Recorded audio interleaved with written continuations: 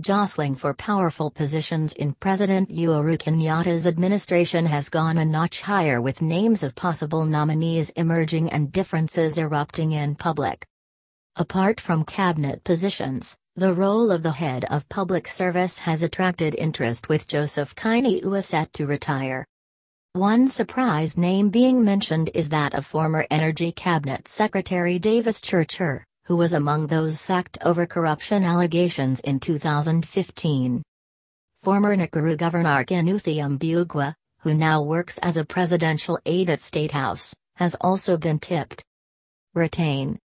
President Kenyatta and Deputy President William Ruto will have a tough balancing act to undertake as they reorganize their government after taking their respective oaths on Tuesday.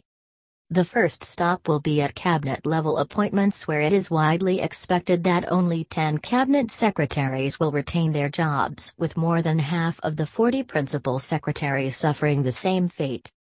That the president and his deputy will have a tough time managing expectations was evident Saturday when two leaders from Laikipia County rallied to the defense of devolution. Cabinet Secretary Mwangi Kianjuri after Nyeri Senator Ephraim Maina called for his exclusion from the new cabinet. While speaking at Laniik Trading Center, Laikipia Senator John Kinyua and Laikipia North MP Sarah Career said they were behind the CS. Mr. Maina had claimed that the political leadership in the Mount Kenya region had ganged up to reject Mr. Kianjuri's reappointment. Contest. At the height of the Jubilee Party primaries mid this year, President Kenyatta prevailed upon Mr. Kianjuri not to contest, saying he needed him in government, a statement many interpreted to mean that his cabinet slot was assured. But a section of the press yesterday quoted Mr. Maina maintaining that the Mount Kenya leadership was resolute about the need for Mr. Kianjuri to be fired on grounds that he was dividing the region. Mr. Kenyatta will also have to fill vacancies in state parastatals and Kenyan missions abroad. Currently, various parastatals have no chairman, while up to 8 foreign missions do not have ambassadors or high commissioners. During the campaigns, Mr. Kenyatta and Mr. Ruto promised various leaders, especially those defecting from the opposition, top positions in government if he was re-elected. Those who were promised jobs during many campaign stops the president made include former Meru Governor Peter Munya, former Bomet Governor Isaac Ruto, NARC Kenya leader Martha Karua, former Kitui Senator David Muzzala, and a host of other defectors from the NASA strongholds of Coast, Western and Nyanza regions. The tough balancing act comes in the wake of the realization that Jubilee got elected members in all counties except Mombasa, Kilifi, Kisumu, Homa Bay and Siaya counties. Reward. A region which is likely to reap big from government appointments is the former Western Province, where Jubilee got an unexpected high number of MPs. Kakamega and Bungoma elected 4 Jubilee MPs each, and this may prompt the president to reward them with either a cabinet position or PS's jobs. Sources close to the executive but who requested anonymity because they do not speak on President Kenyatta's behalf revealed that less than half of the current cabinet would be retained, while the rest will be replaced due to poor service delivery.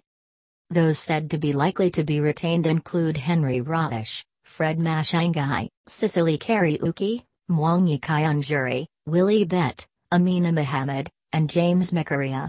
Others are Charles Geeter, Najib Balila, Eugene Wamalwa, and Joe Mucheru. Those thought to be in danger of being kicked out include Hussein Wario, Jacob Kamni'i, Cleo Pamelu, and Rachel Amamo. Also on the list are Judy Wakungu, Aiden Mohammed, and Dan Kazungu.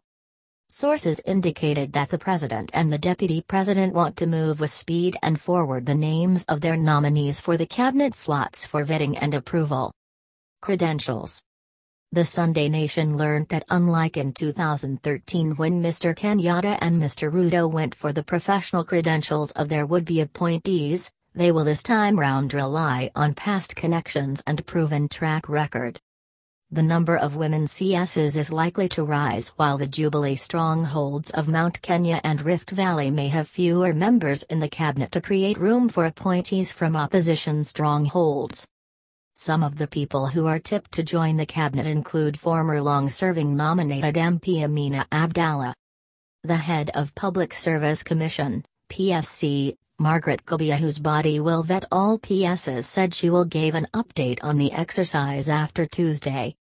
Allow us to update you on the process of recommending persons for nomination to the position of PS after Tuesday, she said. The PSC had received over 1,500 applications for the positions of PSs by the September 1. In the past, the position has been used to reward loyalists, sometimes at the expense of merit. Unlike CSs who are appointed by the President with the approval of the National Assembly, the Constitution prescribes a rigorous recruitment process for PSs. Ambassadors to various missions are yet another avenue for President Kenyatta and the DP to reward their loyalists.